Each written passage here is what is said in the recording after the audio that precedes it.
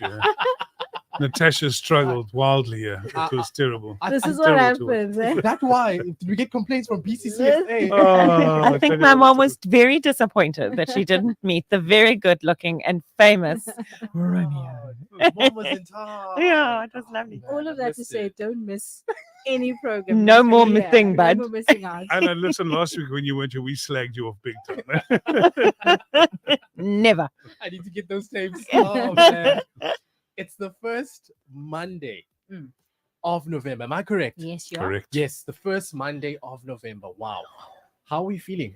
How is there any form of fatigue, or are we feeling, sometimes, when you're about to finish something, you get that burst of energy that just makes you want to finish something, or is it like right in the middle where we're floating in between? For me, I've got a bit of a burst of energy. I've just realized and woken up. Like, Christmas is next month, chaps. Like, for real. Have you started? All the goals that I put down for myself in January, so much not achieved. Need to, pull finger and get going. This is that bridge that you said you'd get to. That's the one. There it is. Get to let me get there. Yo, Andre, the big positive guy. Yeah, this is a busy time for the speakers because we have to make 3 months worth of income now in November. Right. Because December and January we don't earn much, and the work we do in February only invoice at the end of the month. So this is an important month for us now. We work our little butts off, I love that. Sure. Definitely, which is good. which is good. I'm definitely gonna have coffee with you, Andre. Yeah, See you in exactly. December. So if you're looking for speakers, Andre and I are very available. This is the time. This is the time. Book them now No time like now. while stocks last. Oh man, so glad to have you both with us. It's 4:20. Now I know that we are wrapping up a very important conversation, Andre, today. I always say, in as much as October is mental health awareness, I think we should be having these conversations all the time, and also not just ending it with dialogue, but also just actively doing something. But touching on that, something that people don't usually think about is finding a positive when it comes to just mental health. What does that look like? Yeah, it's a good question. So we did this 2 weeks ago, but then last week was such a special. You missed the last week. Last week was Tina's 13th anniversary of a transplant. Tearjerker program. Tearjerker. People cried. I cried. No, I didn't cry. But Tina cried and Tash cried, and I did cry. But that was quite special. But I almost felt like we left the mental illness in the air a little bit. And I am the big positive guy. So I thought, is there any way that you can draw positivity out of mental illness? I've been looking at various stats and figures and stuff, and hopefully we've got some stuff for you today, just where we can draw some of the good things. So one of the things that concerns me is that mental illness has increased by 30% over the last 5 years. And I think COVID's got a lot to do with it. I think it's really been quite radical. But I was looking for some positive stats, and they said that 80% of people who go onto treatment or go see a doctor get treated to the point that it goes away. And I thought that's something we often think, often hear people when they've sort of been diagnosed with depression, they think this is like a lifelong illness. But the statistics show that many people actually recover and go on and lead fairly happy lives. I think sometimes we also confuse this sort of medical depression with something called reactive depression. And I think reactive depression is sometimes bad things happen. Your family member dies, and you're down there, and not to beat yourself up the whole time, and also to just put yourself into that space. Yeah. The other thing which I was trying to pick out something that would appeal to the listeners is, and I mentioned it last time, but I want to re-emphasize it, that one of the greatest healing things that you can do is to pray. And for those of you that are not Christians, they speak about meditation, but that process of just slowing yourself down, becoming a bit more mindful, especially prayer. Prayer is an incredibly powerful tool. And they're saying that reduces enormously. And the last one is, what better place in the world to live than Kaapstad, when they say that exercise is one of the greatest healers of depression and those other mental illnesses. So yeah, there's lots of good things. Yeah. They're not, obviously you're trying to find a positive out of something that's quite tough. Yeah. I just wanted to say is that, when you're in that funk and you're in that dark space, is not to give up hope and to keep saying that there are things I can do, and there are things that I can do that can help me. What a powerful thing to mention as well. Hope, the hope, the belief, in something good that is going to happen in your life. 0617981075. We are having some takeaways on the importance and awareness of mental health. just in terms of support, and maybe Tina, you can touch on this. How important is it for us to, and I know I alluded to this, that we don't only end the conversation in October, but how do we ensure that we are supporting those around us, especially those that have had to deal with, mental health and not having someone to talk to and dealing with maybe a darkness in their lives? I think the biggest thing is to ask for help.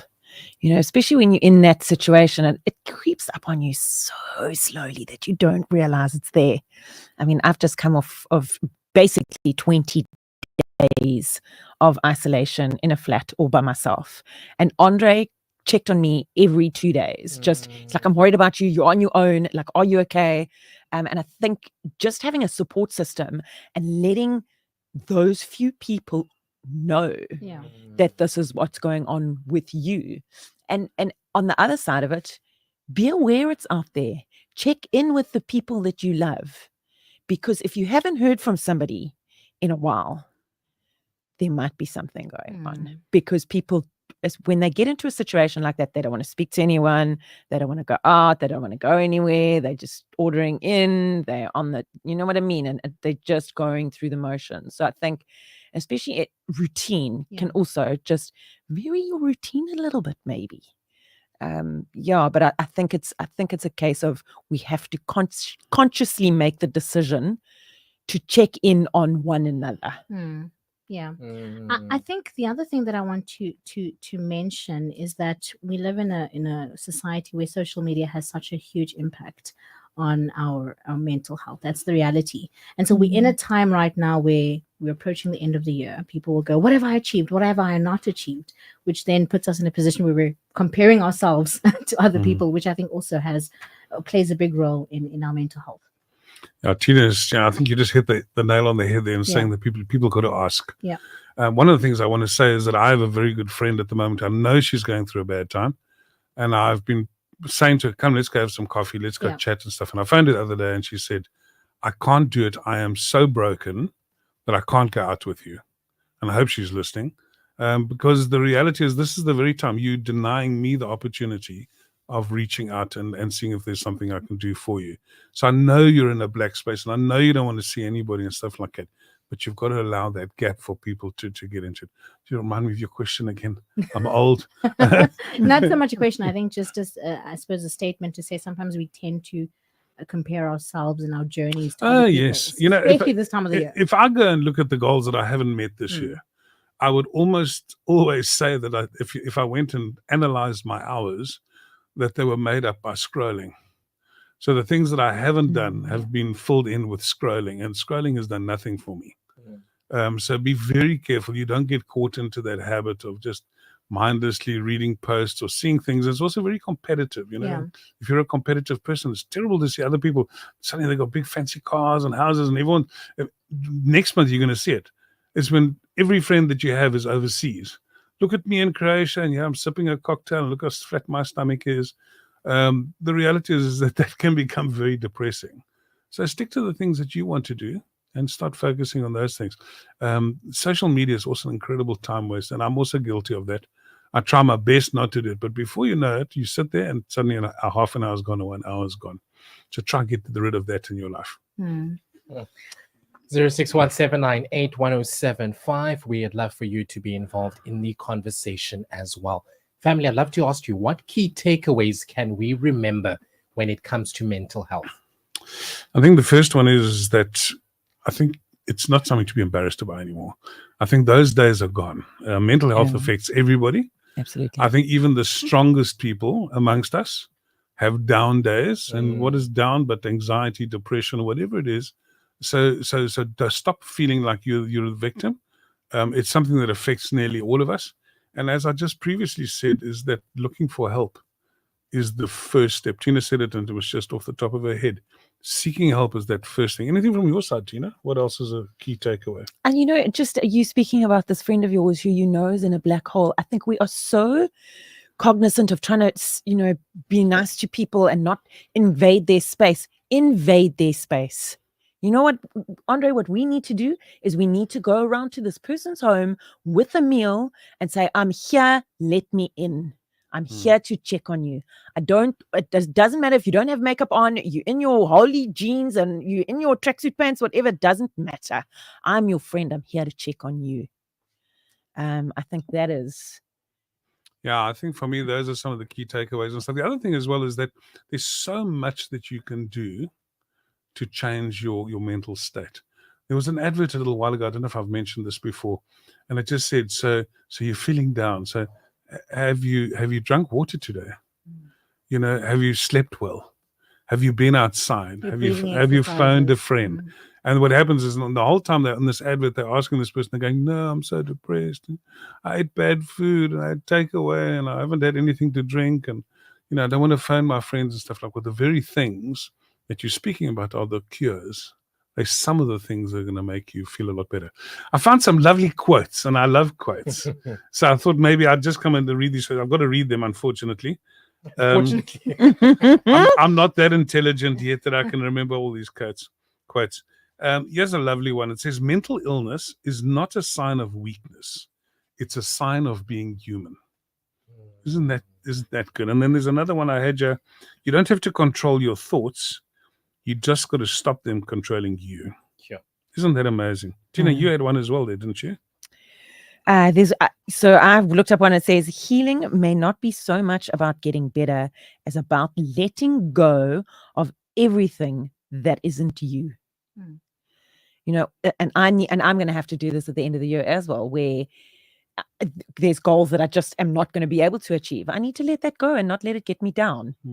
You know. So yeah, that's, and be kinder to yourself. absolutely. So I think if there's any message that we can leave, guys, is that mental illness is a serious thing. We've just had a whole month of it. But I think sometimes just talking about it a lot can actually depress us. So there's lots of things that we can do to make ourselves better. There are lots of people out there who would like to help us. And I just want to say it's not the end of the world. It is something that you can recover from. So bless all you people out there. And remember, this message came to you from the big positive guy. And Tina be alive. And Tina be alive. Definitely highlighting, I think, what you mentioned, the importance of meditating in prayer and seeking the Father for wisdom. I think when you find yourself in that in that dark moment, you know, taking your Bible, meditating in the Word, meditating in Scripture, and of course running to Him first more than anything. Where do we find you? Should we need to make contact or book you for public speaking events? So you can find me tinabealive.com. All my information is there. And while I have the mic, I just want to say a special hello to my Uber driver from last week, Catherine. She listens to the show in the Uber. Hi, Catherine. It was such a pleasure dealing with you. Wow. Beautiful. You know how cool Shout out it to is. Catherine. You know how cool it is when you hear people that are listening to the show. And they go, "Oh, I heard you and Tina speak," but they don't tell us. Tell us. Phone in and say that you're listening. No, it was wonderful. Thanks, guys. And you know, it's been we're drawing to the end of the year, but it's been such a pleasure. I mean, it's been 10 months that we've been together. Wow. And I think I'm very glad that I made the decision to drive in rather Excuse the than pun. Oh, goodness. 'Cause it's such Driving for the drive. such a long drive to get you. But you know, even if it's 15 or 20 minutes, it's been so well worth it for the opportunity to speak to your listeners and also to get to meet you guys a little bit better. Oh, he's saying it like you're wrapping it up, like he's not going to come back. You know, Sam, it's nearly December. I'll go speak to Rowan tomorrow. I think you got to be grateful when you can be, hey? Guys, it's been an absolute pleasure. Thank you for your wisdom, I think, as well, just your insight and the valuable gems that you leave with our listeners. Absolutely. 0617981075. We'd love to hear from you as well. Coming up, Tyrion with a big God in the mix, as well as some traffic. All this and more right here on the CCFM Drive.